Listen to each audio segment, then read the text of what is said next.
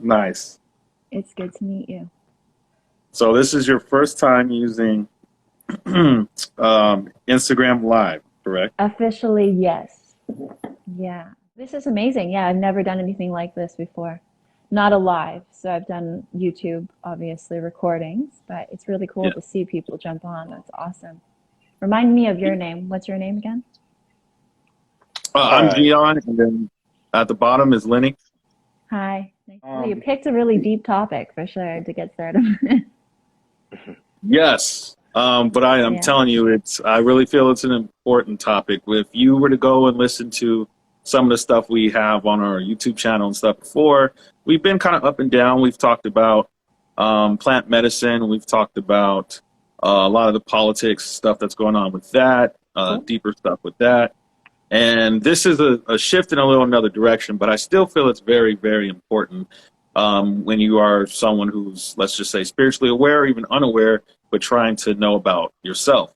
And so, when I came across you, I said, this person is perfect. I like the way that you've spoken about your experience. I thought you're really relatable to a lot of people Thanks. that will be able to hear your story as well. And Awesome. I think that'll get people on a personal journey as well to look a little bit deeper than the surface.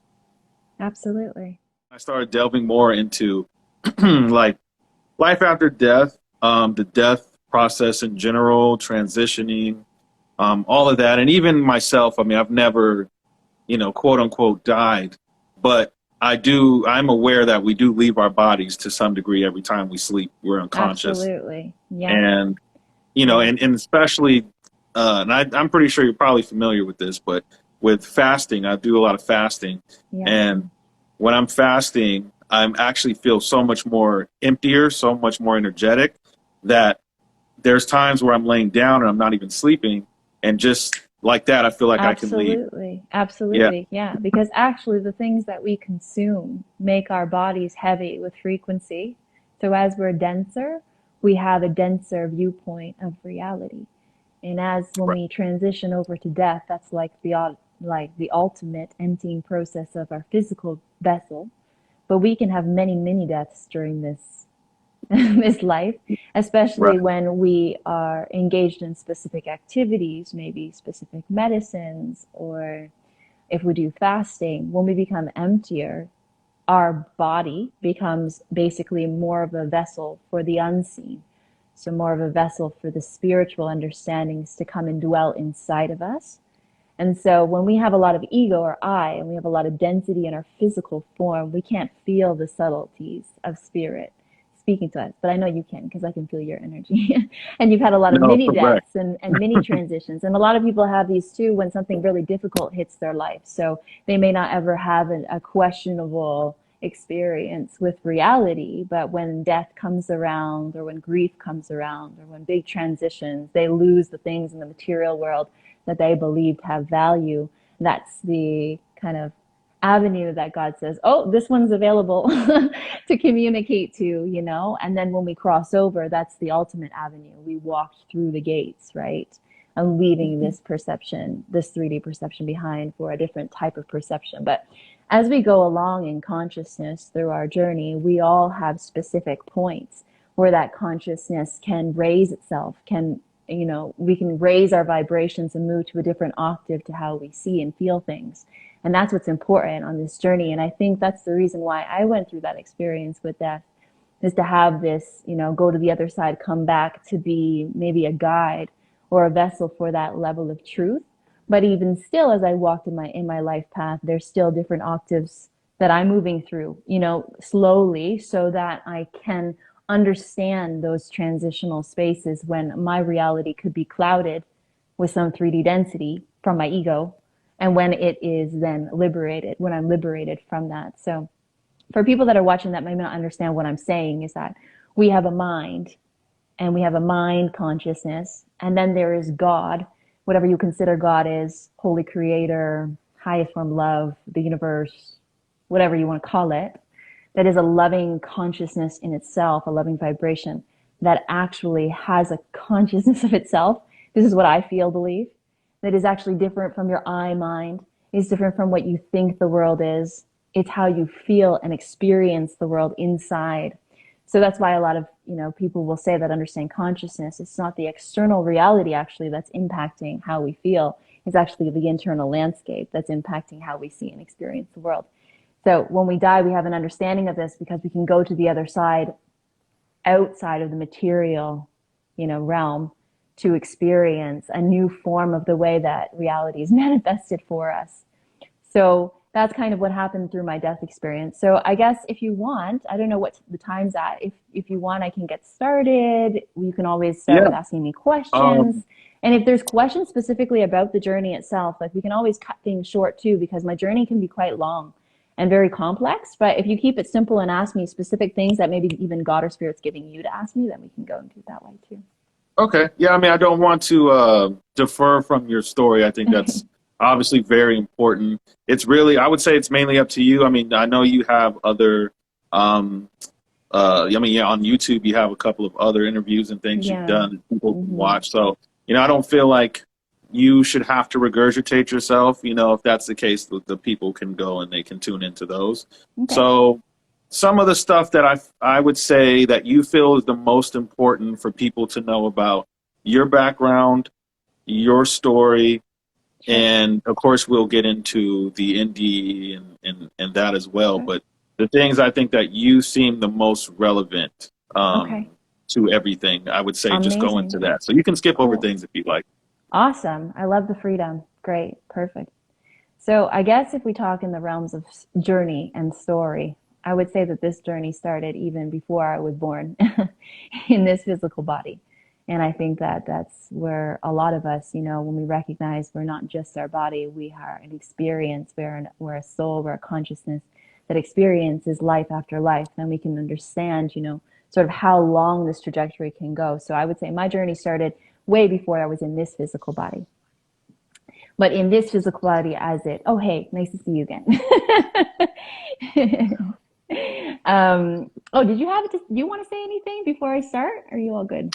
No, I'm good. I'm sorry. My Instagram is just not working with me right now, so I'm just trying my best Don't to worry. be here. So No worries. go No right worries. ahead. Yeah, so I guess I was just starting off by saying that this journey didn't start just in this body in this lifetime. Our journeys start way before that. And it's really this life after life experience of learning.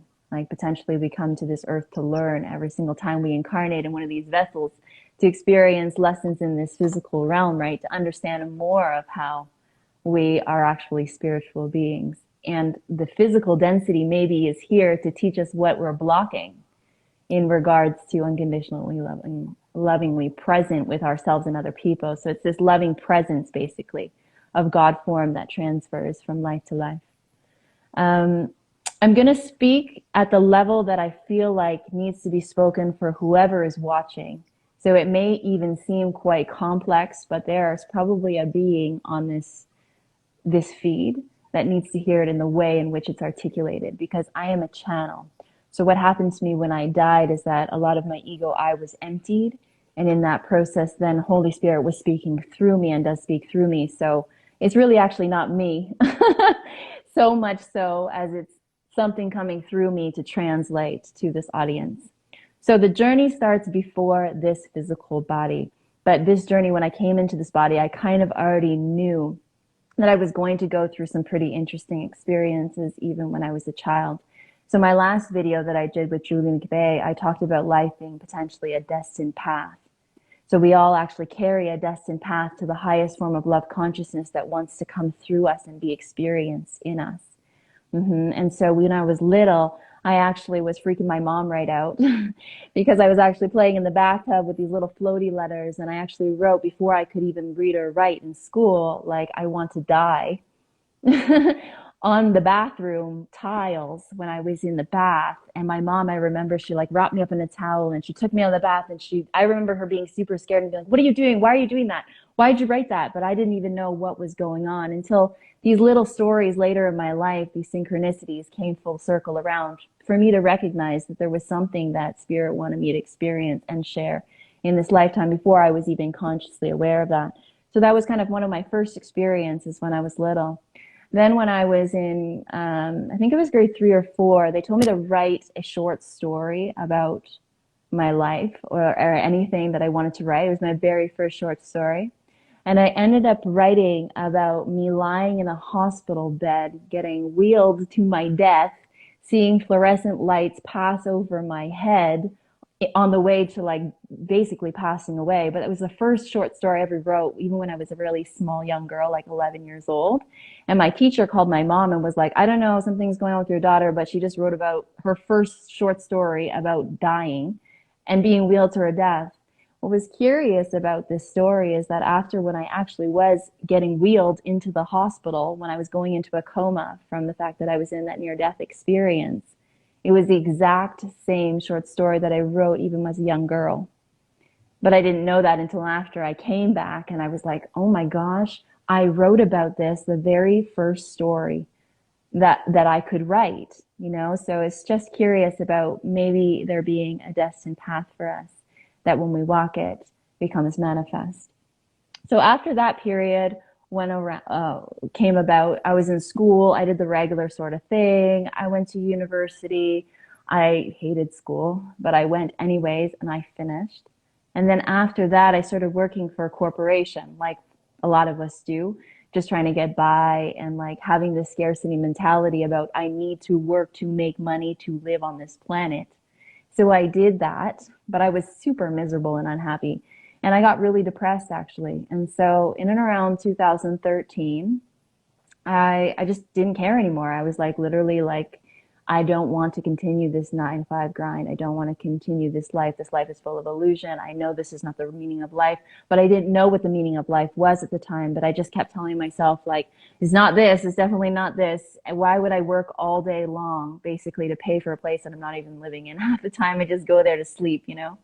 And so this kind of feeling of frustration with the external world started getting really impactful on me. And in 2014, I decided to then quit that job at Manulife and I moved to Kelowna.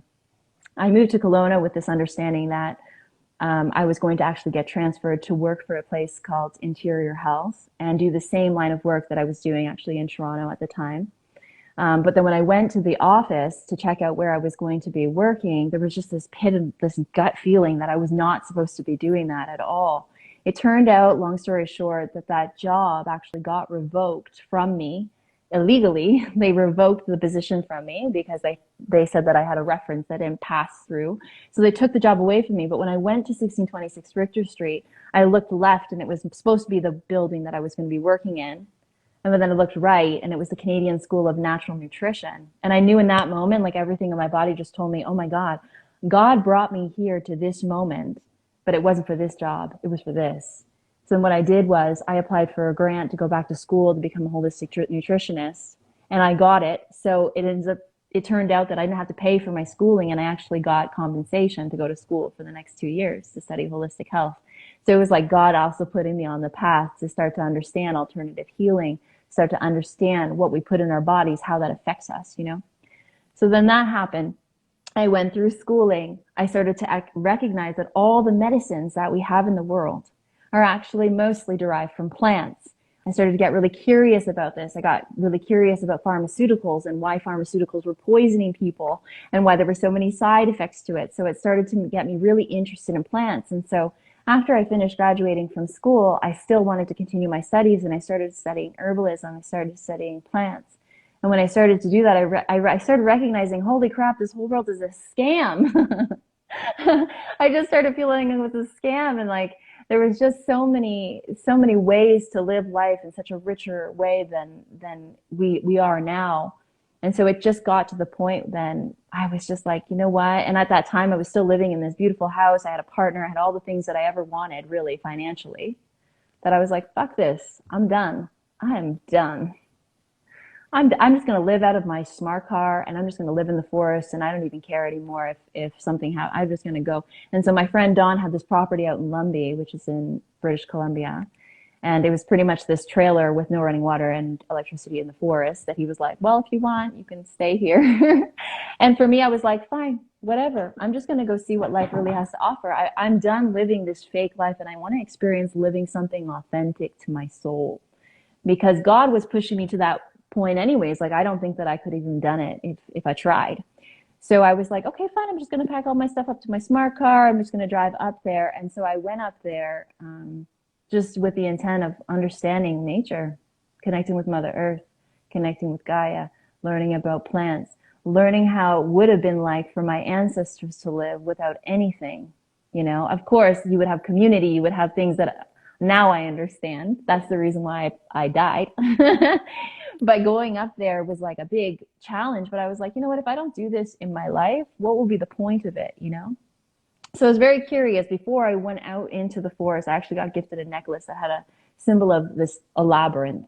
And the reason why my coaching and my services are called Labyrinth Holistic Health is because somebody gave me this necklace of the labyrinth. And at the time, I didn't know what the labyrinth symbol was. So I just asked. I was like, whatever the symbol is, just show me what it is. But it's funny because what I got shown was exactly what that symbol means. So that symbol labyrinth is basically death and rebirth.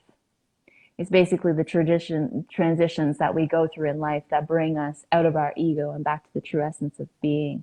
But I didn't know that at the time, but I just asked this thing, okay, show me everything you know, like a fool. Well, then I went up to this, basically every day I would go up to this hill and like meditate naked and like drink the concoctions of different plants that I'd been studying at the time. And so I just went through my everyday thing. I was learning about a plant called Angelica root, which I'd been studying for a little bit of time since I've been up there and making decoctions from it. And for people that don't know, Angelica root is a plant that helps to balance women's hormones. So it's traditionally used for somebody that has like PMS symptoms or doesn't have has irregular periods. And so I was working with that medicine because my passion is women's health. And then so I was wildcrafting these plants in the forest. And when I was wildcrafting this specific plant, I remember taking a walk and being called to this one specific one, like the specific one in this marshland. And I walked up to it, yeah. And I was like, this is for me. Like God was showing me the direction of the plant that I needed to harvest. But in and around this plant of Angelica root was a whole bunch of other plants that look very similar to it. So for people that don't know what it looks like, it's a carrot family plant with white flowers on the top of it that can look very similar, and this is Angelica root, to another plant called water hemlock, which is extremely poisonous. So when I harvested this plant, I harvested Angelica root because the base root is actually the root that looks like ginseng. It looks like a kind of a ginseng root. And the look-alike that's really poisonous is hemlock, and it has a chambered root with like a yellow coating. But what I think happened is when I harvested this plant, there was cross-contamination with water hemlock. And so when I made the decoction from this root, it was potentially contaminated with one of the most poisonous plants in North America, which is water hemlock. So to give you an understanding, water hemlock is so poisonous that if you get 2 drops of resin on your skin, it can kill a man in 15 minutes, basically from paralyzing you from the next down, and then your diaphragm stops working and you can't use any of your muscles. So you suffocate to death, essentially. So what happened to the plant that I harvested is that I went up to the hill, I was doing yoga, and I was like super naked. And Wow. I literally asked that necklace, I was like, okay, God, Mother Earth, whatever, my ancestors, because I didn't know the truth. I mean, I still know only partial aspects of the truth. But at the time I was like, okay, I'm here fully surrendered to you. So if I am fully surrendered to whatever, universe, God, please show me, teach me what I need to know to understand the truth of my existence. And in that moment, I drank that concoction of that Angelica root. And then within 1 minute, I knew that something was terribly wrong.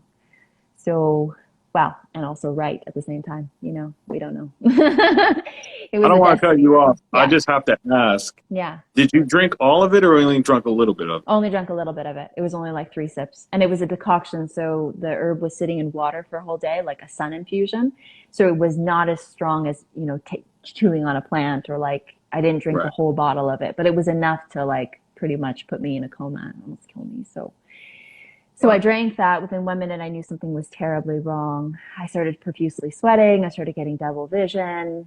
There was a trail to go back to my trailer. I knew just in my heart that I wouldn't make it. Like I just felt like I'm gonna die. Like it felt so bad in my body, like so severely bad that I jumped down this ravine. I got myself all scraped up, and I was naked as well. Went back to my trailer and then put this blue smock on. And in that moment, I kind of had a repeat of that movie, like Into the Wilds when he goes, have you guys seen that movie?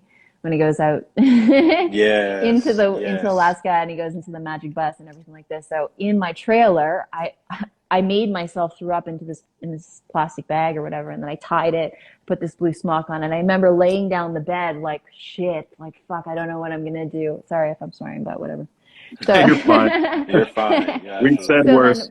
then okay, so then at that moment though, something in me or coming through me got me up. It was like, get up. Like you cannot just get up. So I got up and I was like, oh my God, I can't die here. But then I grabbed my plant book and I was looking for basically water or angelica root. And then I was looking. And then I saw it. I was like trying to see if there was anything. There was nothing there because I was wanting to see if there's any contraindications. But then something in myself inside again was just like, turn the page. So then when I turned the page over, it was the words water hemlock. And then I was like seeing the bold print and it said 2 drops of the resin will kill a man in 15 minutes. And then and everything in my body after I read that knew was just like, wow. Like, like that feeling when you fall asleep and you fall, but like really significant. I was like, shit, I'm going to fucking die. And then I literally in that moment was like, okay, well, I got to go and find my friends. Like everybody usually is gone on this property because they're wildcrafting plants and stuff like that. There's not a lot of people around, but it was Dawn and Willow basically that was there. So I was like, I got to go find them. So I grabbed my bag of vomit. I grabbed my book and I started to go down to the main house. And then when I was going down to the main house, it was like they were standing there, like spacing me, but speaking to each other like this, almost as if they were receiving me.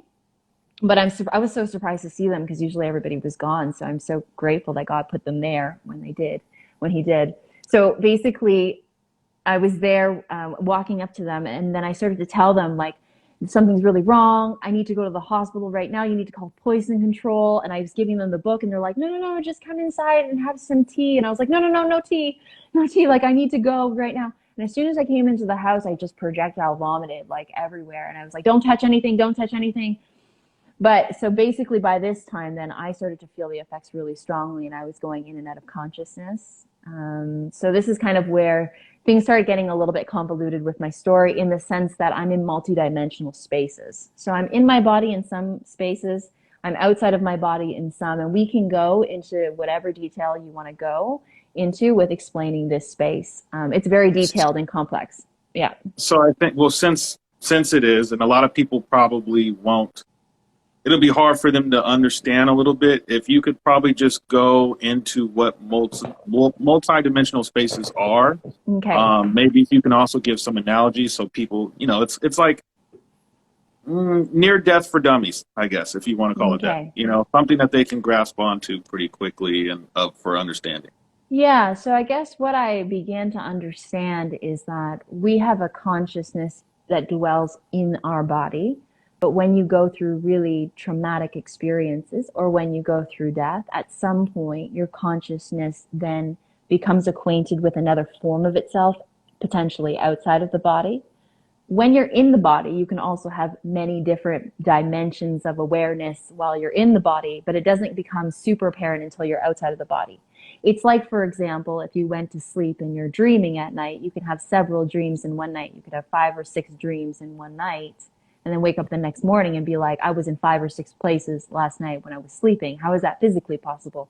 It's not, but it's possible in consciousness. So it's possible in the multidimensional realm.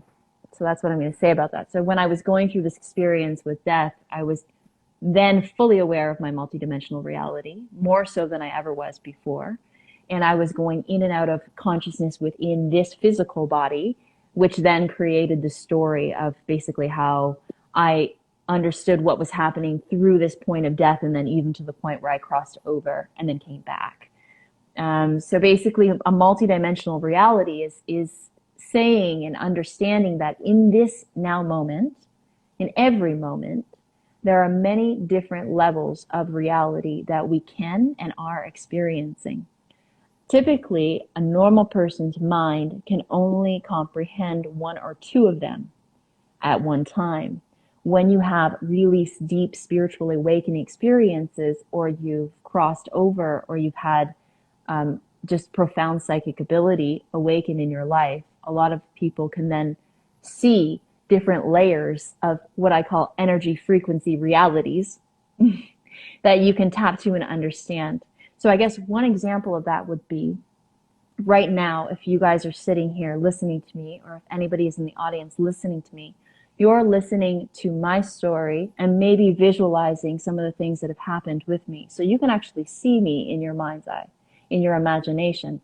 That actually creates a multidimensional reality of you guys being able to play with my story or experience in your own physical body. If then your stomach growls, then you would be like, oh, you know what? I'm kind of hungry. Maybe after this, I'm going to go eat a snack. I'm going to eat a cookie. So you might be thinking about the chocolate chip cookie and then my experience. And then you might be putting those multidimensional experiences together and being like, man, I don't want to eat that cookie right now because now I feel sick after listening to her story. You know, I feel nauseous. I can't even eat anymore. And so these are how the multidimensional realities, they can coexist and actually impact our physical body. But we can have many of these happening all at the same time. So when I was coming in and out of consciousness, I was recognizing that, oh, one moment I'm dwelling in my body, I'm experiencing pain. And then I would surrender and then let go. And then would come back and forth. So during this process of death, basically, I mean, I don't know how you want me to get into the story of like, you guys have heard it before, like how the ambulance kind of came at the perfect time, or we can talk about the levels of consciousness I experienced. Like, what do you feel like I should flow into? I heard some of it. Okay. My audience has no idea. I'm Okay. pretty sure LJ, you have not heard any of this. Not anything. I want to hear it all. Okay, cool. So, Okay. So I'll go so to the for point you to where, know, I would say you can leave out stuff you don't feel is important if you feel it's too long.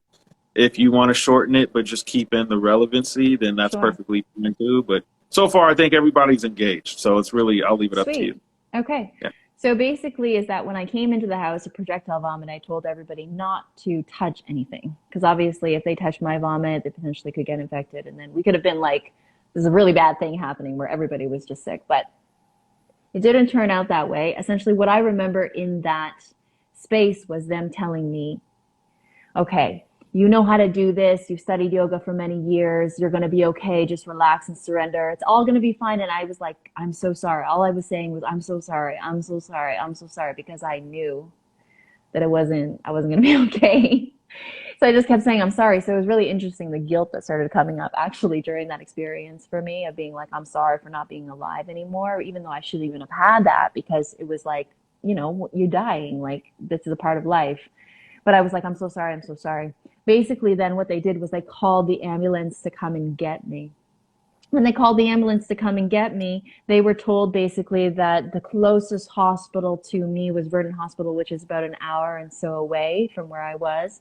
And just so happens that Willow, that woman standing beside Dawn, which was the owner of the property, was basically emergency services nurse that was retired from Calgary, that I had barely just met actually, even before she came to the forest. So it was just like this synchronistic crew of people that could help me, you know, in this dire time. So she was telling me, she was like, look, I'm an EMS nurse. Don't even worry. You're going to be fine. We're going to call the ambulance. But then she looked really concerned because what they told her was that ambulance is not going to come for the next hour, you know. So then they're telling me, they're like, oh, it's okay. Don't worry about it. And I think she was feeling really worried because then by that time I was coming in and out of consciousness significantly. Then all of a sudden, they get another call back saying that miraculously, there's this emergency services vehicle in Lumby, 15 minutes away, just magically. Like, how is that possible? Lumby's like a town of like 100 people. Like, it's like in the middle of nowhere. And so they just get a call back saying, oh, we have a basics vehicle actually 15 minutes away. And they're like, okay, perfect. So what they're going to do is send an advanced vehicle to meet the basics vehicle halfway so that I can be brought to the hospital. So the advanced vehicle has all the resuscitation, it has the breathing tube, it has all that stuff. The basics vehicle is just a regular vehicle to transport people, right? So when it came, it was 15 minutes, it came, they put me on the gurney, they put me in the ambulance, and basically on my way to the hospital, they were having that other vehicle meet me halfway. Apparently, so this is what they told me after, I lost breathing 1 minute before I was transferred to the advanced vehicle. So I went without oxygen for almost an entire minute there, but it was a perfect timing. It was like the EMS, the advanced vehicle met my basics vehicle almost at the exact point. So I went without breathing for about a minute, and then they transferred me over to the advanced vehicle, put the breathing tube in me, and then everything that I needed to keep my body alive until they got me to the hospital. So for me, I feel like that's such God's timing. Like, how could you plan that better, God? Like, thank you so much, you know? So then moved me over to the advanced vehicle. We went to the hospital. And then when we got to the hospital, that's when I saw the same story that I wrote when I was a little girl about passing underneath the fluorescent lights, getting wheeled to my death. But I wrote about this story when I was little, and I saw that. And in that moment, I was like, oh my gosh. But I didn't really recognize it at the time so much because I'm in and out of consciousness. Consciousness doesn't work the same as when you're fully awake, right? It's kind of like you're in a lucid state, kind of like you're dreaming. So you understand things, but you don't understand them super clearly. You know, it's just until I came back that I really, really did understand. So then I went into the hospital, and then they induced me into a coma, but they told everybody basically that they weren't sure if I was going to survive because they didn't know basically how far the poison had gone and if my organs would make it. Because that poison, once it affects your organs and your peripheral nervous system, you lose feeling like numbness in your entire body.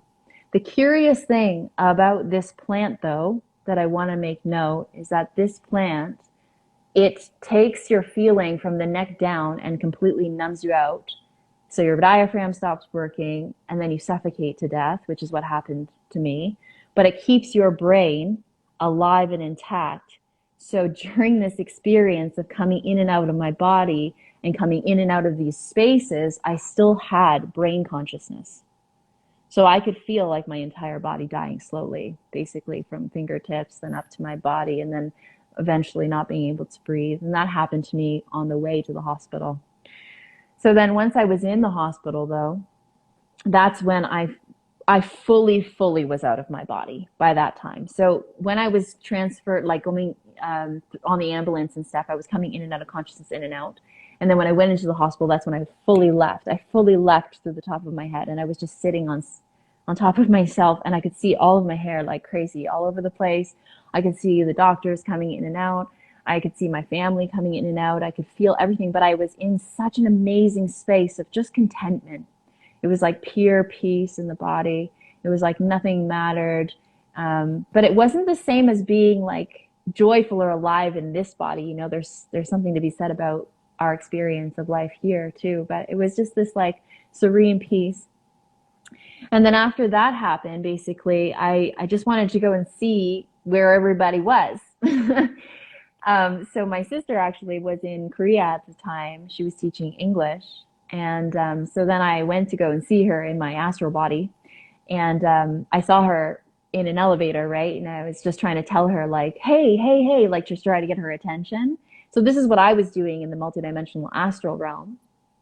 So I'll just interject and put a little bit of, I guess, a tangent on the conversation, is that after when I came out of the coma, she came to my bedside basically, and the first thing that when the breathing tube was taken out of me, I said to her was like, "Did you see me? Did you see me?"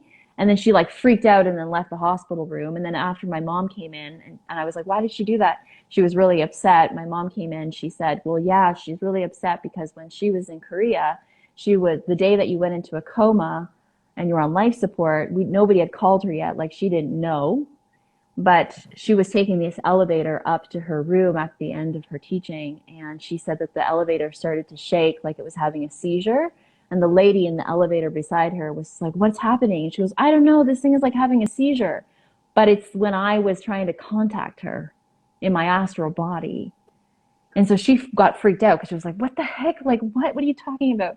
Because it was like making sense to her, but it was kind of burning her idea of what was possible, right? So that was one of the stories that happened. I have many of them, but I'll just stick to the main story. And you can ask me about them after too. Like people are welcome to ask me about any other experiences from there. But basically, after that point of going to visit people, I was like flying around. It was like this really cool experience of seeing life outside of my body. Then I was brought into another state of consciousness where it was like completely. So I'm going to say it in a way that it's not linear. Okay. So in this space, it's not like linear time exists. There are many things happening at simultaneous times, and it might seem like this is the next step, but it's not necessarily the next step because I really don't know the time. But after this period of floating around being peaceful and content, I came to the space of complete darkness, like nothing, nothing, nothing, nothing, nothing. And this darkness was so profound and so big. It was just like, that was it. Like there's nothing. That's it. There's nothing. And then in the middle of that emptiness and nothingness, like the darkest place of the nothingness, there was this light that came and shot and then basically engulfed me and then radiated all over my body. And I would explain this light as being completely rapturous, like it wrapped the whole of my essence, not my body, but my essence of my consciousness of who I am, not who I think I am, who I am and who we are, you know. So then that experience was like this vibration of complete and utter, like, I don't know, it's just ecstasy, just complete knowingness of everything. So it was like nothingness became complete everything and in one instant. Then in that moment, though, it's like I saw and could experience everyone in the past, present, and future, all realms of time existence that ever loved or loved me or impartially loved. Like I just could experience love, love, love, love, love, love, love, love on so many different levels. And I actually could see as like not a timeline, but everybody in my life, people that I knew and then people that I didn't knew that would love me at any point. And it was like all the faces, in 1 second, boom. And as soon as I had the consciousness of like connecting with that level of love, that's when I got shipped, like sucked back into my body. And then in that moment, I remember opening my eyes in my physical body and just being filled with so much love, like love of the generations, like love of every single being that ever existed in love, love's essence. So that's like a short version of what I experienced. There is another level too of consciousness I didn't speak about very much, but I'm just going to mention it. And it's before sort of the blackness really hit. It's this state that I call the clear lake state. And it was basically like this water that was completely clear. And it's almost like when you look out into a lake and on sunset and you can see the reflection of the mountains in still water. It's kind of like that. But when I looked into this lake, I guess it's called like the Akasha. I looked in this lake and I could just experience lifetimes of wisdom, lifetimes of knowing, lifetimes of understanding. That wasn't even relevant to my ego because I didn't have one by that time. It was just like, oh, everything is, as it always was and will be in this state of everything that is shared in the ocean of consciousness, but in a complete clarity for what I could experience in that moment. And then after that point, it was like downloads, I guess you call it downloads of information, but instantaneous. And then I went to the blackness and then I came to the white. So it was just kind of like clear, black, white, love, return. And then I came back to my physical body. But when I came back to my physical body, my entire existence changed. My entire reality changed. And when I opened my eyes, I remember my mom saying to me, she's like, oh my God, she could feel it, love, coming through my body. And even though I still had the breathing tube and everything, I asked for a pen, like to write something. And the only thing I wrote for them was love. That's it. 2 days after, I left the hospital miraculously. I had bruising on my wrist because I had to strap me down because I was having grand mal seizures for like, I think 24 hours or something. Because I was in and out of consciousness. My body was like shaking, shaking, shaking, shaking. But I didn't have any complications. I walked, I was in the wheelchair, but then I could walk to the car. Like, it was incredible. I couldn't read and write at first. I couldn't combobulate thoughts. I only had a memory of 2 minutes long, but I had, given the understanding of where I was and that they didn't think I would survive, to leave the hospital in 2 days is like crazy unheard of after coming out of a coma, after being in a coma for 5 days. So the doctors were like, I don't know why, but all of her, everything is normal. Her vitals are normal. Everything is normal. Everything is normalizing so fast, like a miracle. And then so in a one day, they were like, if she's fine like this, like tomorrow she can go home. So, I mean, it's a miracle that I'm alive, but God sent me back here. What I mean by God is like love sent me back here. Love sends us here. Love is us here. If we don't have love here on this planet, then we don't have purpose. We don't have life. Only have nothing. We only have darkness. But there's an understanding of the need for darkness and nothingness too, to become then closer to being a conduit of light, to understanding the concept of light. We have to understand both. We have to be both. We have to understand that there is a need for that emptiness, because that emptiness is in the absence of our own brain, our own mind, our own, wants, needs, desires, our own manifestations, our own intentions, our own everything. Because this is the thing, like even in the New Age community and even in the spiritual community, I think there's sort of a misconception of like, we can manifest anything we want. Cool, that's cool. Manifestation is happening in every moment that we want. But we're actually, if we come out of being in intention, then we're no longer intention, and we can surrender to actually what God really wants us for. What love really wants us for, which has nothing to do with me or I or you. It is accepting things as they are, understanding things as they are, and being used as a vessel for love to serve. So that's kind of like what my near-death experience allowed me to understand, is this pathway towards emptiness and service, rather than just saying that this life is just something that I need to manipulate. And that the reason why we have a lot of suffering on this planet and a lot of illusion on this planet is because people use this playground as a means to manipulate each other, systems, everything. And the reason why we do this is because there's a lack of love at some point in our lives that we believe we need to take control over, someone or something, to make something, because we're empty, basically, of the love that would fill us, right? But God asks us to be empty in our minds, be present in our bodies, and then God can then, come into really, really, truly filling us, and we can really be of service to what we're actually here for. So what I came back with from this experience was an ability to understand purpose. Like, what is our soul's purpose here? We all have kind of a collective soul purpose that all interlink and weave together, but each soul has a specific blueprint to that service. And that comes with our specific soul lessons that we're here to understand. So you have your own soul purpose. I have my own soul purpose in the flavor of, say, ice cream, right? But we're all ice cream at the end of the day. We're all love at the end of the day, right? But each person's flavor is going to teach them something about where there's blockages in their own path that need self-healing, to move them more towards being unconditionally lovingly present, So I know there's a lot of words here.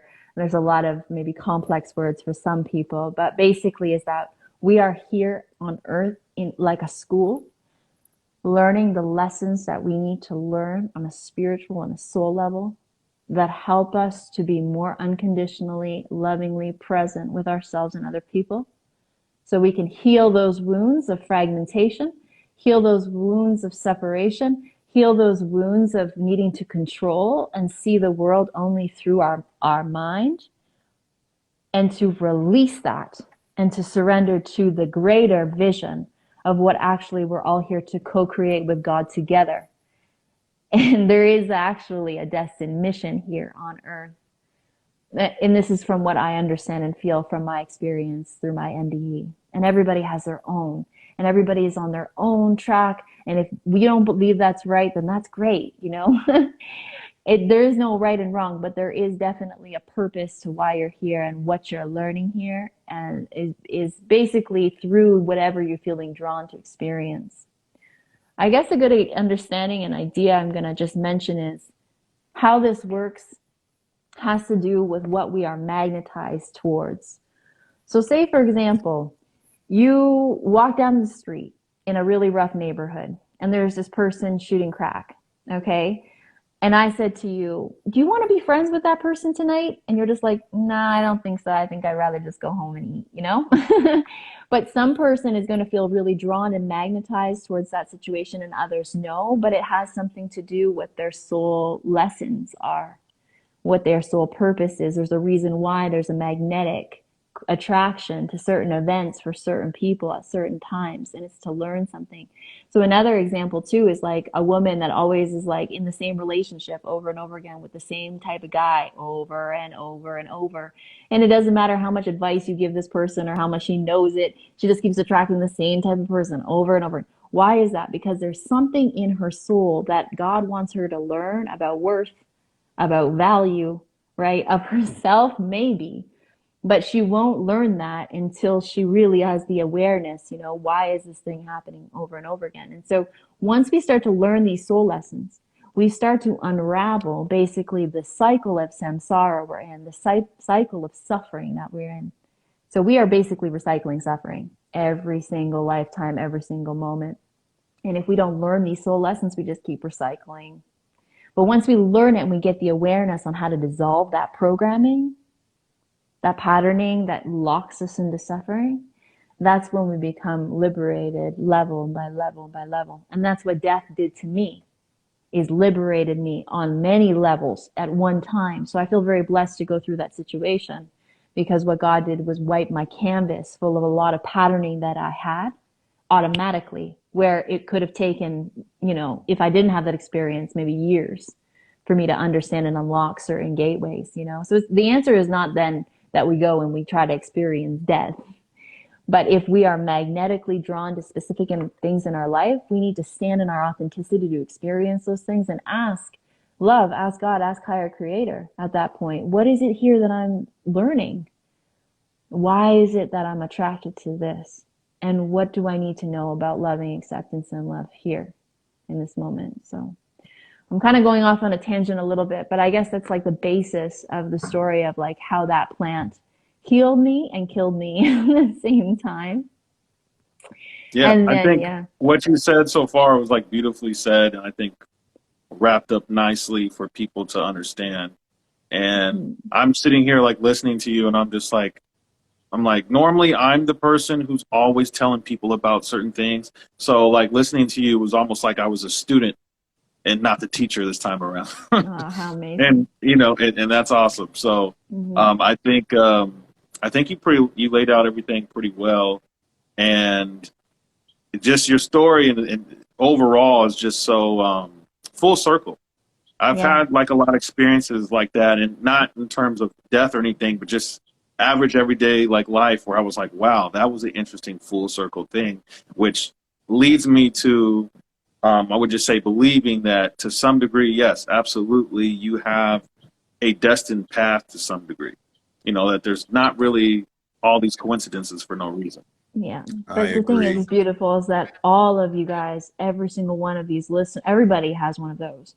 But the reason why there are certain people that experience more, I don't know, I guess magical synchronicities is the level of surrender that you have in your life. Because what I chose to do was become unbound by society. I chose to become unbound by my own thought pattern of what I believe my reality needed to be like. I stopped working. I stopped, you know, playing the games of this illusionary society. I just like left the matrix, you know? But if we leave the matrix, like it's a really scary thing. It takes a lot of courage, but God is watching us leave that matrix behind, is what I'm trying to say. So as you are surrendered more and more, you do witness more synchronicities, more magic, more understanding, because you're actually learning the lessons faster. It's kind of like saying, if the mind is the thing that needs to dissolve in this lifetime for us to understand truth, for the ones that say, fine, fuck it. I'm not going to use this as my tool. I'm going to use this as my tool. Then your magical moments, your synchronicities, your destined past, your alignment is going to be like way stronger, way faster, you know? So that's what my encouragement is, I guess, in my message, and maybe the reason why I'm on this is this. We all know this, you know, this is not like some complex thing. We can get really complex by using words, but essentially it's that the heart knows, right? The heart has wisdom. The body has wisdom. Our minds have knowledge, but knowledge that's formulated on past patterning, knowledge that's formulated by our culture and our society and our trauma and our suffering. And in order for us to come into a deeper reality and truth for our, inside of ourselves and for others, we need to start understanding that the body and the heart have wisdom. And if we listen to that, it's just going to be an amazing ride that you have in life. But I don't doubt that your fears are going to get brought up. Your programming that bring out those fears are going to be brought up, you know. And basically, anytime you have some sort of programming with what I call scarcity or fear, it's going to be shown to you to dissolve it.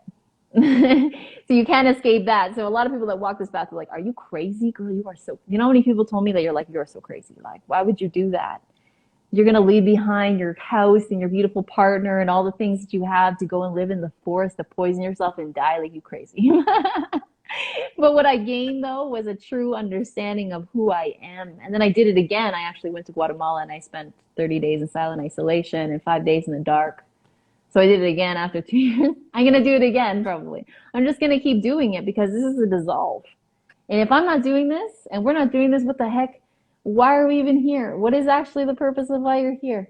And that's why I feel like right now in humanity, there is a quickening. And if we all start to dissolve this, we're going to be able to create the most beautiful world with God together here. And if we don't, we're going to just get subjugated to the consumption capitalistic societal rules that are going to strip us of our sovereignty. So sorry, but like, I don't know, God really wants me to speak this loud. It's like, if we don't actually stand up and we do that inner work and we do this self-healing journey and surrender, we are going to get trapped in the matrix. And you can already Yes. see it happening. Oh, absolutely. And you And I know what want to we're going say to get this injected too. with? Artificial intelligence instead of Yeah, God intelligence. I'm just going to drop there you go. That's a good little that. segue. No, that's perfect. That's true. And I want to say too before, because I'm gonna let you speak, LJ, and ask any questions in a Cool. minute. We do have, I think, 2 questions down there that I want to get to for you to answer for them. Okay. But I just wanted to say that, um, a lot of the stuff that you laid out is like perfectly said. And one of the important things, and not just things, but I would say reasons why I wanted to have you on was because, like you said, doing that inner work and all of that is extremely important. How you laid out that you went and you just dropped everything and said, I'm going to go pretty much find myself and do that spiritually. See, there's not a lot of people they're living surface level and they don't get past that at all. Yes. And Because it's scary. normally some people, things don't hit them until it literally hits home. And then next thing you know, they're dealing with crystals and incense and all this other, trying to find their way. But the whole reason why I think it's important for you being here is not just your story in general with death, but that people find some type of, I would say, overall outlook on that. There's no fear. There's no reason to fear death. We all were going to die anyway, in terms of our bodies. And when I talk about my mom, I always say that her body died because her body is not what came to me. It was the soul. It was the spirit. Yeah. And we get too attached to our bodies. We think that we literally are these bodies. Like, this is us. And when you mention things about like ego, I know when it comes to like mushrooms, for an example, there's a certain grams or something like that, milligrams that they take that I think it's like called the heroic dose or something. And that's apparently supposed to kill the ego. Like, they experience ego death. And so it's just this whole opening of the mind that they were never able to reach before. And so if you just look at the average person, they're not experiencing any of these types of things. And they're just going through their everyday life on a surface level kind of aspect. And so I think it's important that people do really take in what you're saying, because that will change their outlook on everything from where they are now to where they could or should be. There was 2 questions, though. They're gone now, but I remember them. One was, what is NDE? And, I mean, we know what that is, but since you've experienced it, I'll let you explain. Sure. So an NDE is a near-death experience that can basically, I don't know, there's many people that have near-death experiences in different levels and different extents, but typically people that have near-death experiences, when they go to the other side and they come back, a lot of people have insight. And some people have no insight at all, but yeah, it's definitely a place where you can understand a deeper level of reality. Hmm. I don't know any other specific definitions of NDE, do you? Yeah, I mean, I guess the best way you can put it as NDE for dummies is it's basically experiencing death without fully dying, without Yeah, not being the able experience. to. Yeah. Um, so I guess people probably didn't know the abbreviation part of it, but yeah, it's a near-death experience. And the other question was if you were religious, or if like you believed in Jesus or something of that sort. So it's very interesting. I was atheist growing up. I grew up in an atheist home. So I grew up with the understanding that God didn't exist. And that was very difficult growing up, because it was like anything that you're suffering with is your own fault, basically. But I mean, kind of, but like there's nothing to pray to. There's nothing greater than you. It's just you. That's how I was brought up, throughout my journey. And then what brought me to seek truth is because like I had dabbled into many different types of religions, but I never really felt that it sat well with me because of the dogma that most religions carry. It didn't feel good in my heart. And that's the reason why I actually, through my journey and went into the forest, it was my kind of like this, what is truth? If there is something here, like, tell me what this means. I'm totally surrendered. I'm not doing anything anymore until I understand what's happening. So it was kind of like my quest for truth then brought me on this journey. Then I had that near death experience. And so when I came back from that near death experience, I had a totally shifted viewpoint of energy and reality.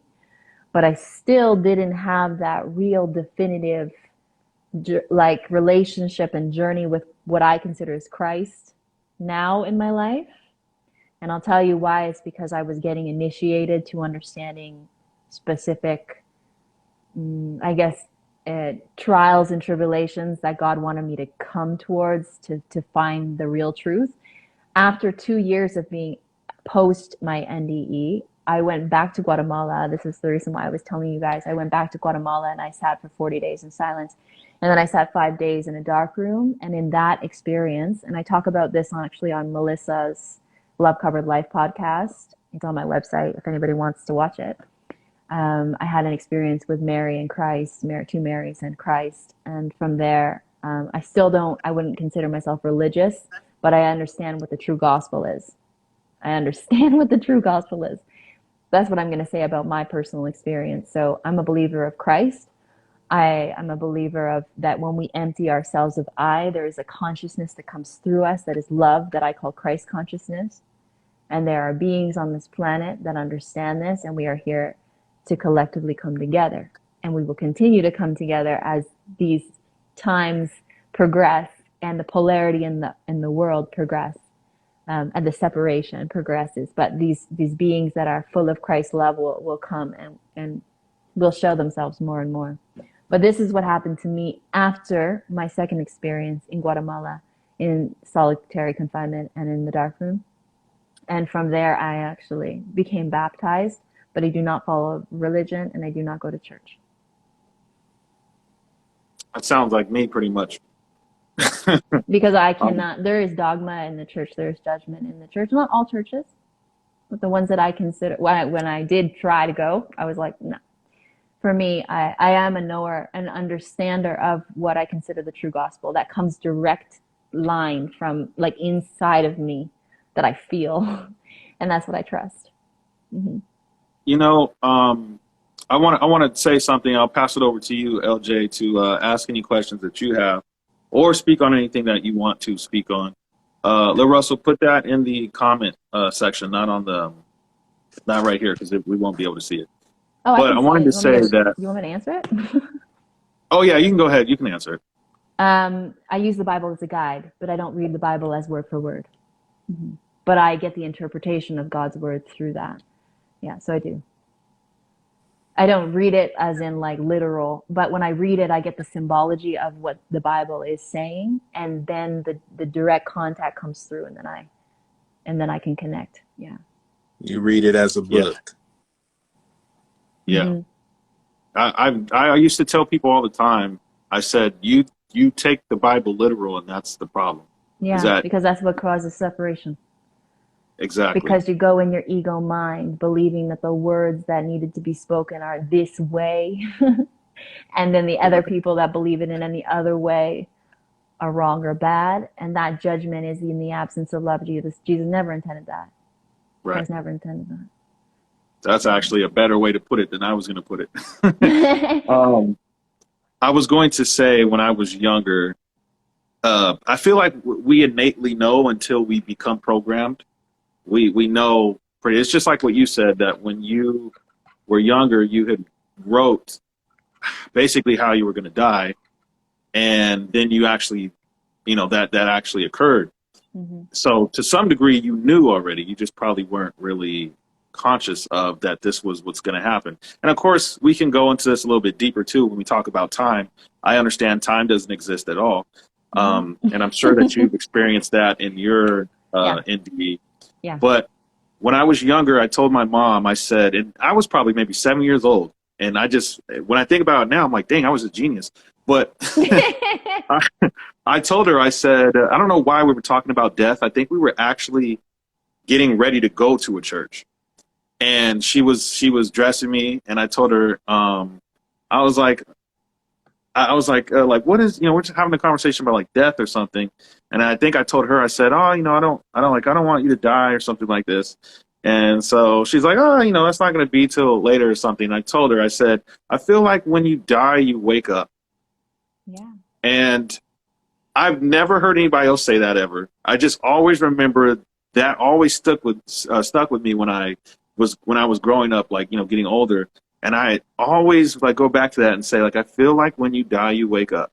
And I never listened to NDEs. I've never looked into death to that degree, but it was just something I felt inside because I always felt like this was the dream, and whatever happens on that other side is the reality.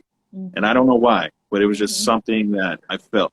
So as I started listening to more stories and things, and I'll get into my mom as well because that plays a factor into how I got into really looking into all of this, was all the stories were pretty similar. So even though some people experience something different, for the most part, they all talk about like a light. They all talk about how they left their bodies. They're able to go and visit loved ones and do all these things.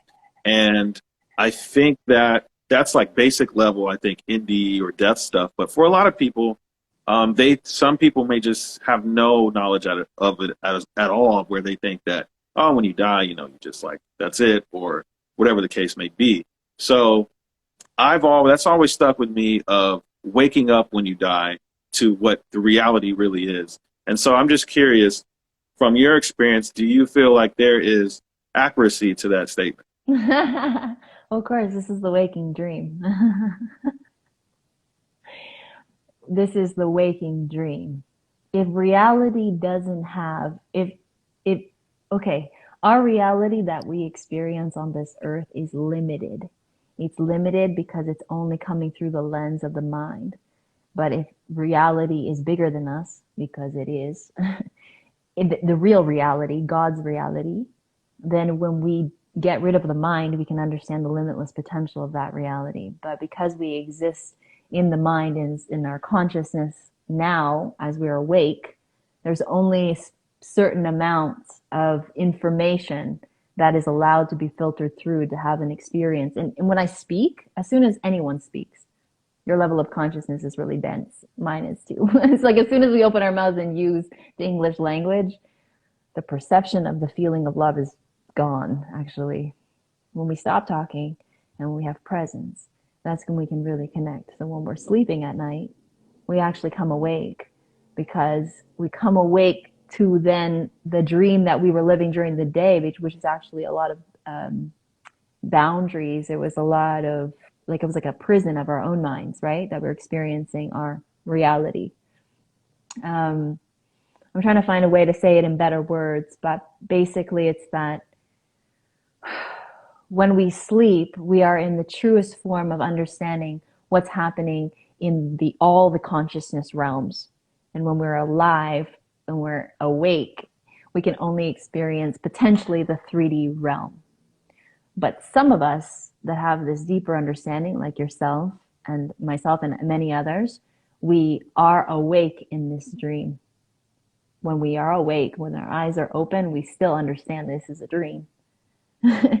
So I think if we start to understand that, then anything is possible with this waking, eyes open reality.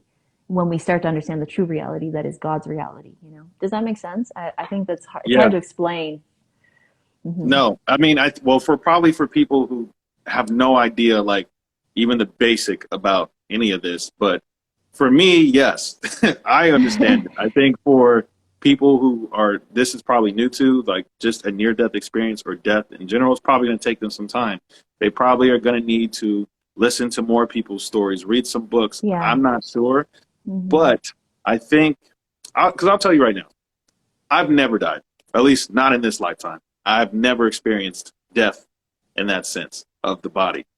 But with my mom and how she came to me, like, I could tell you exactly that there's no such thing as death. I mean, it was immediate how she So came. your mom passed over and then you had connections with her? Yeah, so I guess I might as well tell the story. Yeah. I have a video on Rumble, and I could send you a link to show you. Yeah, send me. It'll go into telling you exactly what happened regarding my mom. But it's important, I think, to note how close me and my mom were. I basically have never been without my mom. Like, we have always been together. And so that's how close we were. It was like a brother, sister, father, daughter, mother, son, like relationship.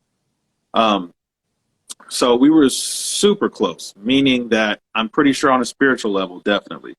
And when the day her body died and I was in the hospital, it was me, my sister, my brother, a couple other family were there. But throughout this process of her body dying, I kept feeling this energy / pressure right here, like right above my scalp. And I had no idea what it was. It was kind of a nuisance because I was just like, what is that? Like, it's bugging the hell out of me. And this lasted throughout the entire day. So the entire day that, this happened, I kept having this energy, this pressure, right on my scalp. So later on throughout the day, me and my brother, my sister come back to my apartment, and because they were staying, I guess, for like the weekend, I think it was. And I went into my room, and I didn't even go to sleep. I just lay down, closed my eyes. Welcome back, LJ. And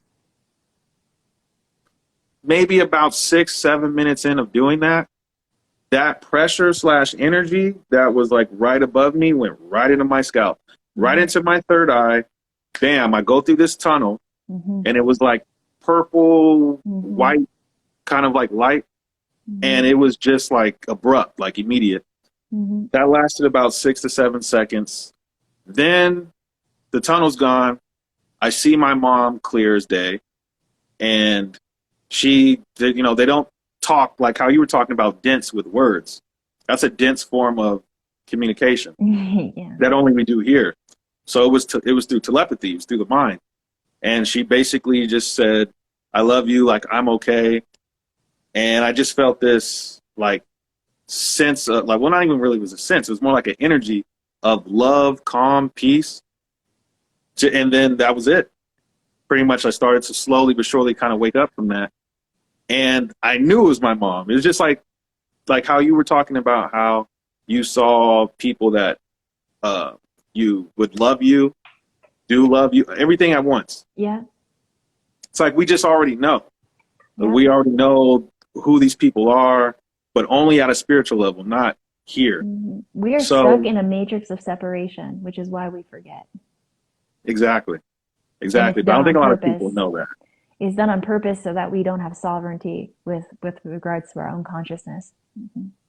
Well, yeah, that's something I heard people talk about too, was saying some people would ask, well, why don't we come in this life knowing about our past lives or about, where we come from? And it's like, well, if you knew all that already, then you would not learn anything. Yes, that's true. Mhm. You couldn't grow. There's nothing to learn from. And like with this experience with my mom, which I thought my mom would be alive till she's 80 or 90, you know? And but with this experience, this changed me so drastically that had she been here, I probably would not be where I'm at right now. Mhm. And so when we were talking about having a kind of like a destined path, sometimes something like that has to happen to put you exactly where you're supposed to be. And when you were talking about your story with your job, how you ended that job ended up being pretty much snatched from you, and then you actually going to where you needed to be, Yeah. keeps pointing me to like where it's like we literally do have a destined path. Like Yes. we create this apparently before we enter Yeah. this realm, Yeah. and we have an endpoint. That's right. So that Yeah, and I then feel like we I just wouldn't have a have lot of known this. distractions, and we get put on ourselves a lot of distractions to take us off from that, right? And it's Yeah, kind of done on purpose because if we were all on that same mission and we actually understood what we were all here to do, we'd be doing that. But yeah, no, yeah, you're right. not because of this understanding of scarcity and separation and fear and all this, it keeps us trapped in that samsaric circle. And when we are trapped in that longer for a long period of time, what happens is then we have then things that leech on our energy field, leech on us. They basically take away, like it's kind of a creation basically of fear that takes away God's power in you. And when you have enough beings that are basically being infiltrated by their own identity, then what happens is you can't understand that there is something in the unseen world that is guiding us. So then you don't believe that anything's guiding you, so you become lost. And then in that lostness of us losing that connection with God, it is the way for other, fear-based entities, which is our identities, and to pull energy and take from us. And so we get stuck in that samsaric loop, so we can't escape it. So we can't go back to the kingdom of heaven here on earth. We get continually recycled over and over and over again. But eventually, because there is no time, that does, work itself out at some point.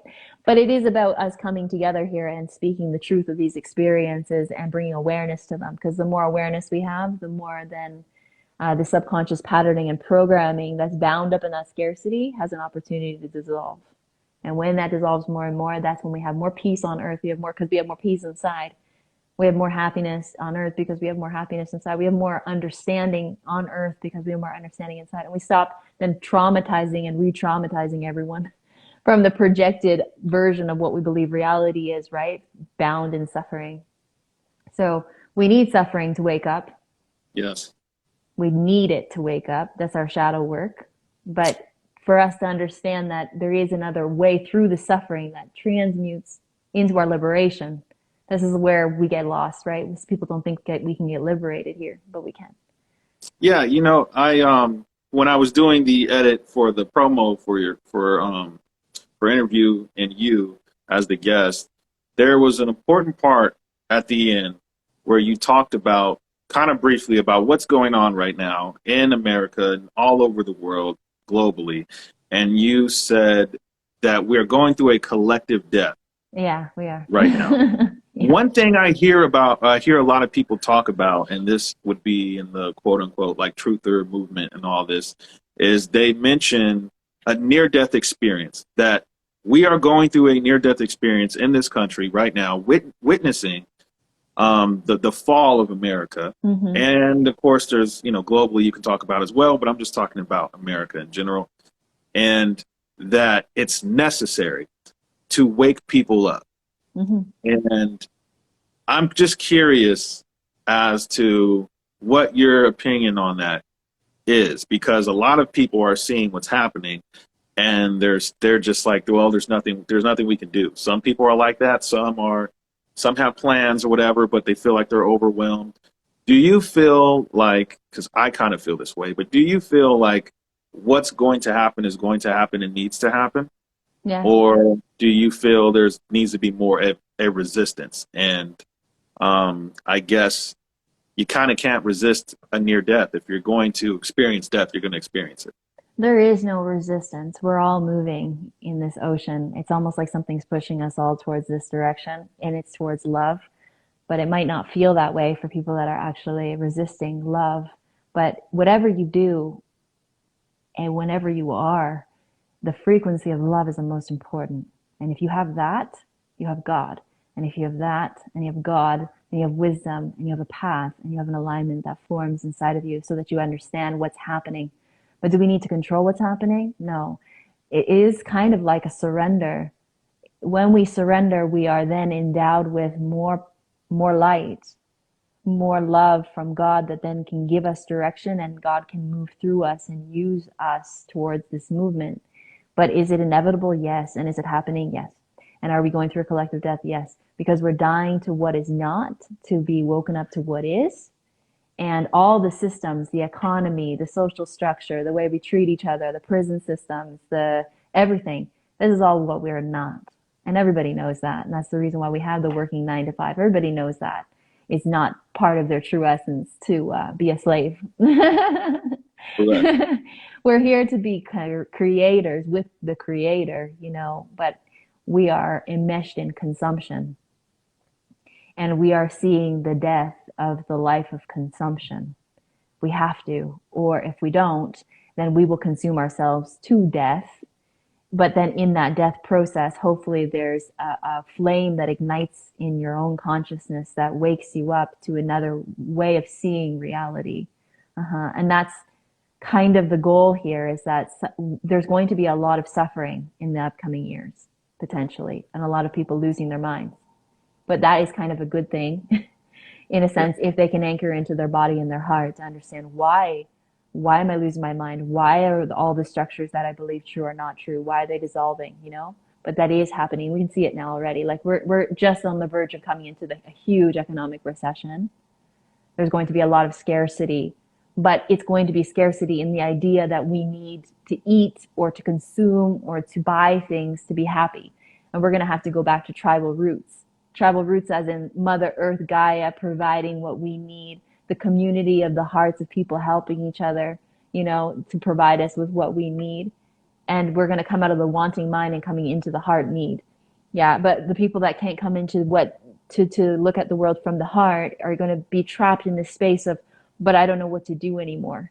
And that's the point that God wants. God wants us to not know what we're going to do anymore so that we can come into understanding a deeper form of reality. Because the doing needs to subside, actually. The consumption needs to subside. But it can only subside if there's an awakening experience within the person that comes from actually suffering in some regard. That's what I feel anyways.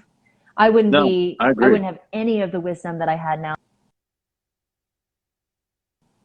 So actually, I bless that opportunity. I call it initiations, not suffering, God doesn't give problems, he gives provisions. No, real. Yeah. He I like gives, that. yes, he gives opportunity for change. That's what our struggles are. But if we resist our struggles and we say, why, God, are you doing this to me? I hate you.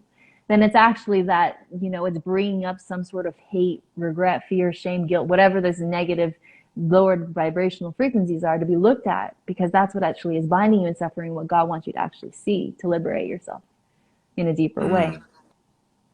Dolores Cannon actually spoke about that. I think there was a woman in the audience who said, like, my sister's suffering from cancer and all this, and like, yada, yada, yada, basically in the story. And she's like, what good is supposed to come out of that? And Dolores Cannon had said, well, the whole point is if you learn something from this. Yes. And, and I thought about that, like also regarding my mom, was that it's not about what happens to you, it's about how you react to it. And I tell everybody this all the time. And I said, regarding my mom, with that happening, it could have either went for me negative or positive, but I chose to make that situation positive and get on a track of presenting truth to people and living life completely different, because my mom used to be the person who would calm me down whenever I would, lose it a little bit. And she's not here no more. But what I do hear is I hear her in my head saying, don't do that. Or get it together or something. So it was something that was instilled and something that I learned. And so I choose to live my life better, not worse because of what happened, but better because of what happened. Yeah, And I so mean, I this is tell a common everybody, thing. It's like life's not happening to you, it's happening for you. There's been so many people that have said that, but it's absolutely true. It's all happening for your healing. yeah. And Mm-hmm. I think the issue though is that if some people can't understand that, then they're not going to live their life in the righteous way. And that's why I think it's important to understand the spiritual aspect of things instead of living very surface level with Mm-hmm. everything. Mm-hmm. Mm-hmm. Elle, the floor to touch on anything that she's spoken about or that we've spoken about, any questions you have to ask. Also, if you guys have any questions you want to put in the question section, do that. We'll put those up. And if you guys want to come on video and ask Snow any questions, then feel free to send some requests because we're going to start to get into that. But go ahead, LJ. I'll give you the floor. I don't have anything to say really. I just appreciate the stories. Um, yeah, I'm just here to listen tonight, and you definitely have been teaching me a lot. I definitely love your story, especially about contacting your sister. Like that was very interesting to me. And like Gian, I kind of had a similar experience when my grandmother passed away, but it was years down the line because I would be able to see her in my dreams, but I would never be able to like touch her or talk to her. And so one of my dreams, it was just literally all white background just surrounding us, and I just see her, and she physically touched me in the dream and hugged me, Mm-hmm. and I felt it, and I just was overwhelmed with emotion, and I just was bawling, crying, and I basically got that feeling that this was the last time I would see her. Like she was like, "You're ready for me to let you go and be free and live your life," and basically like getting me to let go of that attachment that I had to her. Yeah, And so, that's that amazing. was probably as close as I have to a NDE, other than when I astral project sometimes here and there in my dreams. But that right there was very, wow, that was super heavy for me, Mm-hmm. because when I woke up, I was just in tears and just emotions were running heavy for me because I really felt like I was connecting to her. Mm-hmm. Yeah. You see, God and love, well, the consciousness of that will use an archetype like your grandmother and like your mom to work through because that's the way that you can fully relate, to that level of love by the witness and image of her, like your grandmother, and then John, like your mom. But it's the essence actually that they become full of when they pass over, when they cross over, that is actually guiding that spirit towards you for you to have an interpretation of your grandmother or your mother. But it's actually the Holy Spirit, of actually loving essence or consciousness of love that is so full in that them. But if it just came to you in that way, you wouldn't have related actually so much into deep love. But so then God uses that person, right? That image of that archetype of that person as an opportunity for your communicate for the communication. And that's Absolutely. what's so beautiful. Yeah, and it gets bigger than that. This is what I want to say too. It's not just the archetype of your mother, not just the archetype of your grandmother, but even if those attachments had at some point dissolved, there'd be a greater force beyond than the human form of our perception of whatever who's coming to your mother, your grandmother, your uncle, that. But our mind needs that because it's Yeah. the only way that we can understand love through that image when we are spiritually still on our journey, right? But then there does come a point where then the image of God is not an image of the human form, like your daughter, your sister, your grandmother, your mom. It's so much bigger than that.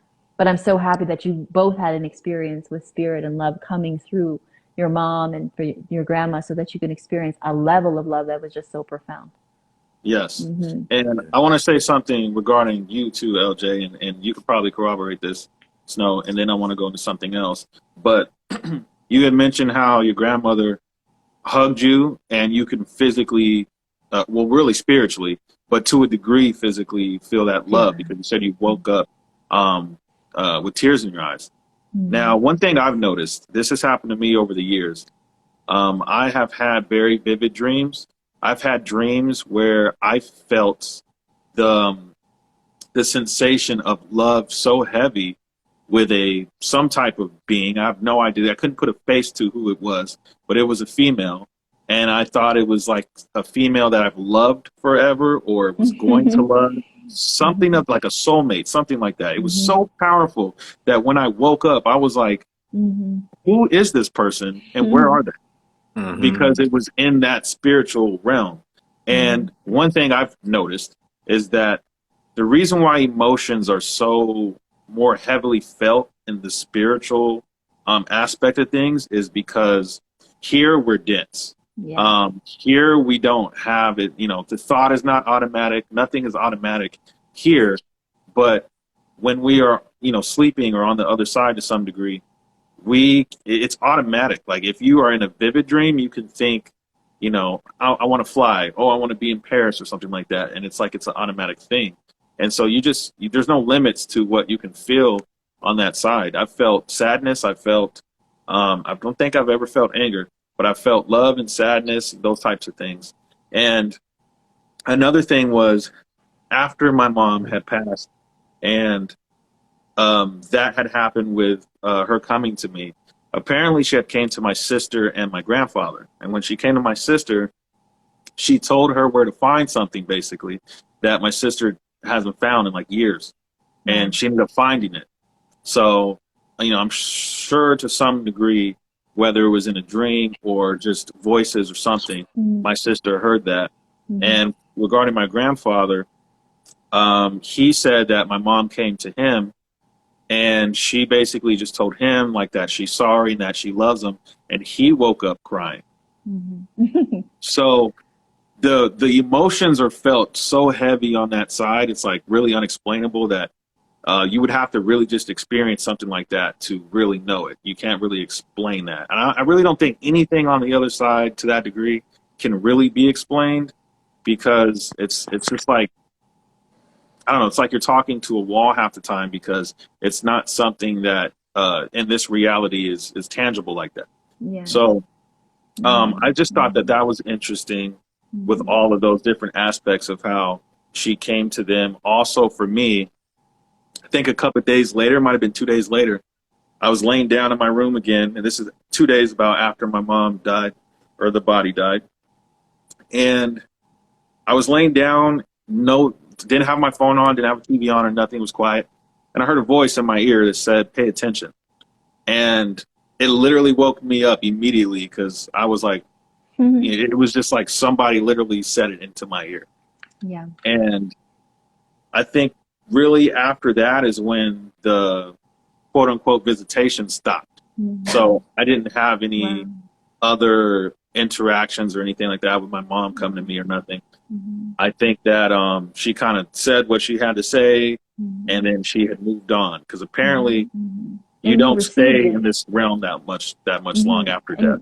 And you were open to receive it too. So that's kind of like the message was then received. And then she was like, you opened the email? Okay. Like I can move on now. But sometimes we get messages all the time, but we don't open those messages because we aren't in the space of reception. So when we're sleeping at night, sometimes we're in a deeper level of reception because we are more surrendered. Our mind is not active, right? So that's why we can receive on multidimensional reality when we're sleeping. When we wake up, our consciousness is dense again, and then we can't hear, but it's always talking, even in the day and in night, right? But emotion basically is like energy in motion, right? Emotion.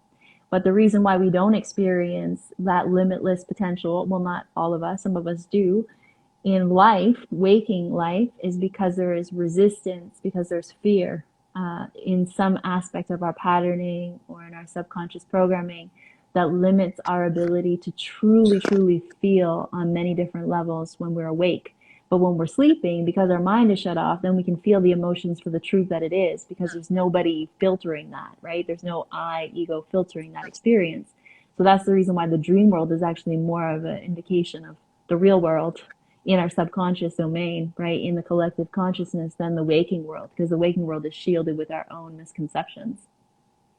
Yeah, and two things too I want to touch on. One real quick is the other day I was outside in the sunshine. I was just getting my melanin on, and I was I was looking at myself like I was looking at my hands, I was looking at my legs, and it just was a realization that I'm looking at myself in first person. And so stay with me here because I hope this makes sense. Uh-huh. So it literally, if you look at yourself right now, like if you look at your hands, you look at your feet, look at your legs, you are viewing yourself from first person. But when you're thinking, or if you close your eyes and you were to think, you could see yourself from any type of angle you want to. Yeah. And that alone shows you how limited you are in this reality. Yeah. That it literally takes the mind or consciousness to be able to go beyond what you see when you open your Yeah. eyes.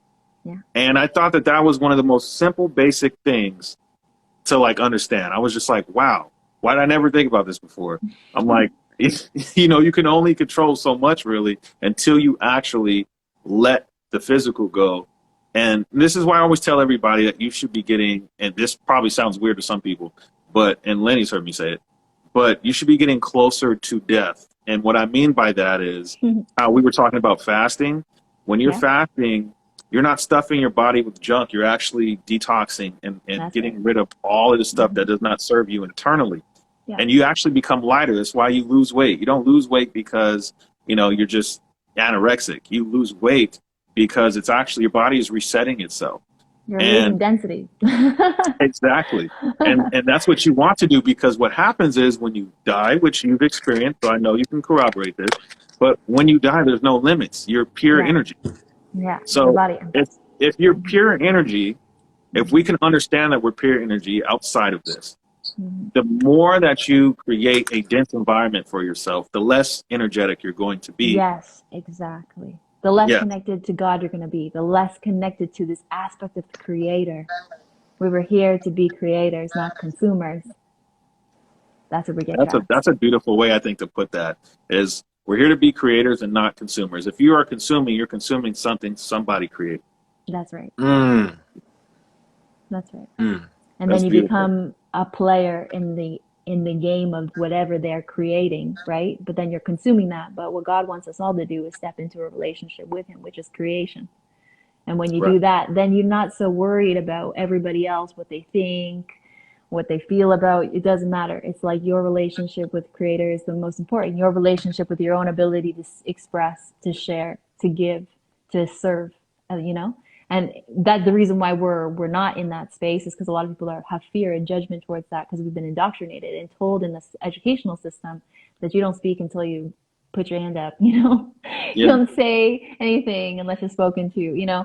So it's this permission, right, that God wants us to have, is this permission to come into loving each other and to feeling our emotions and to feeling the frequency of those emotions fully in our waking life, not just as we go to sleep and we let, you know, like those things kind of tumble over, but to actually create a lucid dream for ourselves here. Yeah. Yeah. And you can create the one that you want. It's just going to be at a more dense level, which is why I try to tell everybody, Yeah. like that, you know, we're basically in a loop. Like we're in a, I don't look at time as, oh, it's 4 o'clock, it's 8 o'clock, it's No. 12 p.m., it's 12 a.m. I look Mm-hmm. at it as the sun went up and the sun went down. And Yeah. within that time, what did you do? Yeah. Because Mm-hmm. Because if man you created operate, time. well, yeah, yeah, exactly. It's like, it's technically right now around this time would be when my mom was in the hospital last year, but it doesn't feel like that at all. You know, I could literally like think of my mind like my mom, you know, walking to the kitchen or something. That's how vivid that is. And but my point is though is that if you were to use time and say that was a year ago, that's only a year ago if you put that perception on it. But That's right. there's really no such thing as time at all. Exactly, exactly. It's And just like when we were talking about the story, when I was sharing the story, I was like, you know, I'm creating a multidimensional landscape for people to experience by visualizing my story in this moment. But then in that moment, they also have their own thought patterns about whatever, if they're hungry, if they're tired, if they had stuff happening during the day. So that's the multidimensional reality, is recognizing that whatever you're consuming then creates in a reality that you're a part of, right? But yeah, then the secret of this is that you can still, you know, receive and hear and consume certain aspects of different people's reality in hopes that you then reflect on something that you can learn from and then create from there. what you're here to give to the world. So this is the reason why a lot of us on our own journeys of self-healing then become the people that are here to guide others through their healing. But it's only through that. It's only through our own reflection of what we're here to learn. Yeah. Yes. Yeah, that's beautifully said. Mm-hmm. And I tell a lot of people too that it doesn't matter if you have a boyfriend, a girlfriend, you're married. One thing I notice with me personally, right, is that when there's a death, you still have to go on. So if you just say you're with somebody, you're married, you're a married couple, and that person dies, you're still living in this reality. And from what you choose from that point on, whether it's going to be positive or negative, is going to be your choice. Yeah, it's going to be your path. And I say this to people so I don't get too stuck on the things that don't matter. Like small, stupid arguments, or, oh, this person cut in front of me when I was on my way to work. And, and then this person took the last whatever steak in the supermarket. It's like, yeah, do you really think that matters on the broader scale of things? Yep. Like it really doesn't matter at all. And when I approach people with that type of mentality, they don't know how to take it. They don't know how to handle it. They think that I don't care and I'm careless. And I'm just like, no, it's just that I see things a whole lot differently than you do. And you can't, you see how that's creating separation and actually binding them in the loop of separation because they're operating just from their ego. They're operating just from a space of judgment.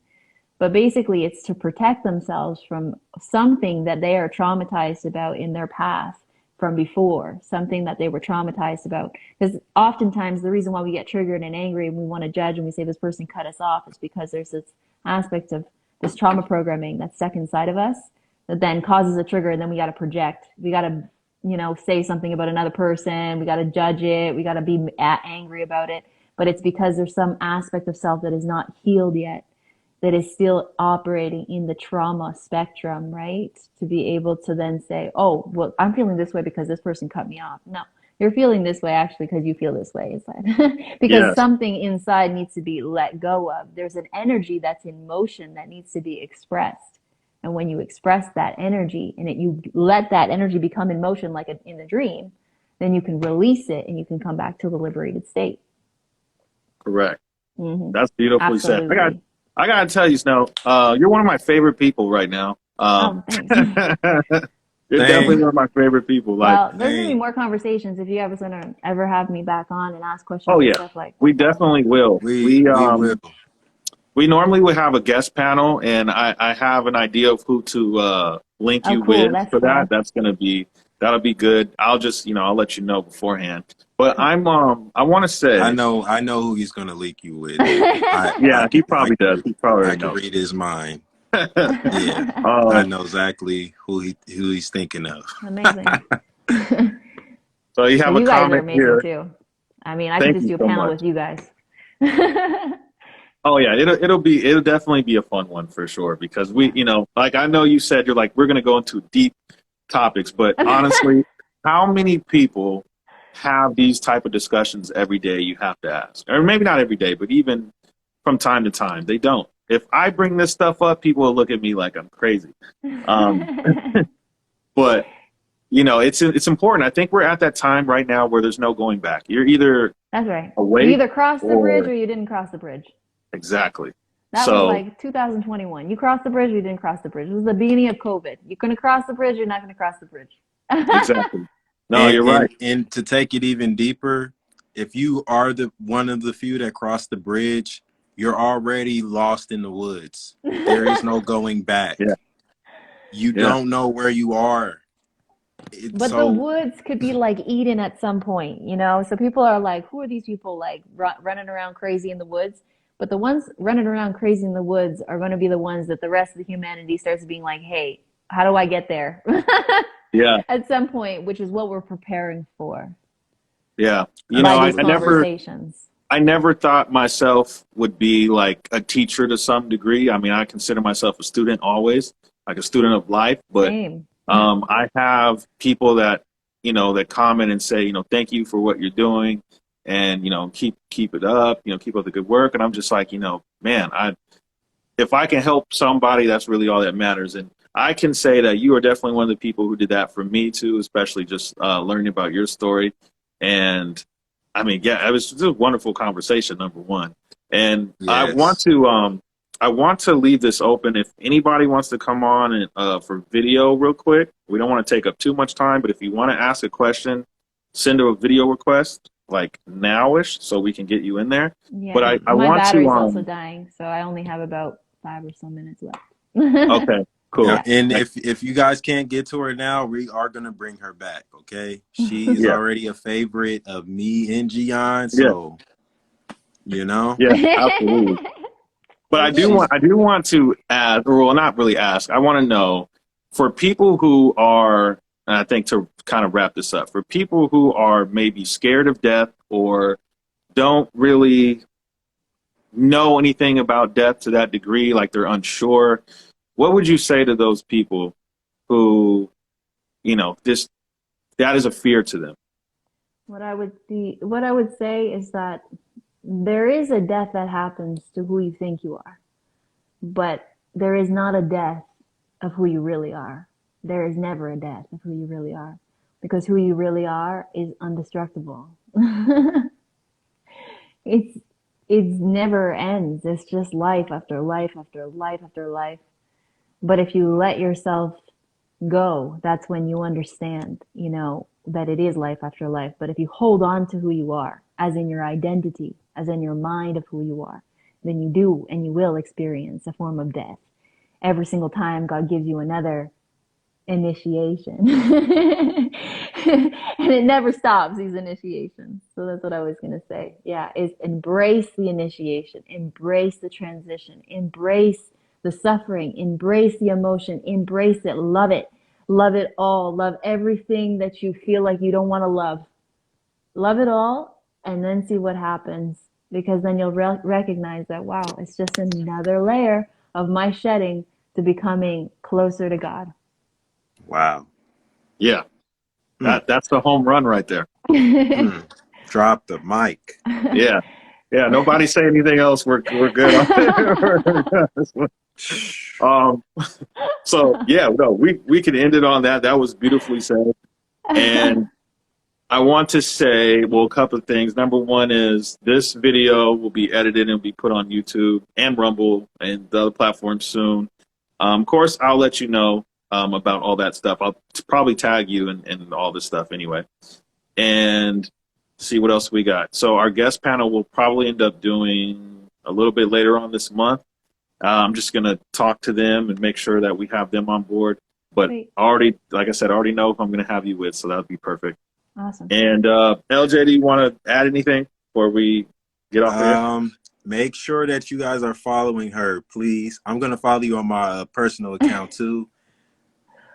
I'm just, I'm gonna go to sleep happy. I just hope you know that. Good, that's the point. Yeah. Yeah, I Actually, yeah, really all the enjoyed this things that were said, conversation. God wants to say, like, don't think about them so much. Just receive them. Go to bed with love in your heart, knowing that you are in a space that is going to change things. Like, even this transmission of what we share together, all of us, it's a transmission. So if you just receive it, you don't need to think about it so much. Just go to bed, wrap yourself with warm blankets, and just like know that you're loved, and you know that you're being watched over by love. That's all. And the transformation with the transmissions that happen, they happen naturally. You don't have to be in control of that. So Yes. don't Absolutely. nitpick Thank you. it. Just receive it. Mm-hmm. I Yeah, receive. I I want to say receive. too, a bunch of people in the comments loved you. I see a lot of people have stayed in the whole time. So this was truly awesome. You are an amazing human being. Thank you. You And too. also, I want to say that we probably won't delve into this all the time, maybe not even on the guest panel. We'll see if it gets to that, because I know you do many other things, so I don't want to overshadow those things as well. Oh, But that story that we just talked about, that's like the beginning of all the other things. It would be that's really how it started. amazing to discover all of those and talk The about all tip of those the other things. iceberg. Yeah, that's Yeah, just kind of like the spark that initiated the movement, but that train is long. right, Yeah. right. Yeah. Gotcha. Okay.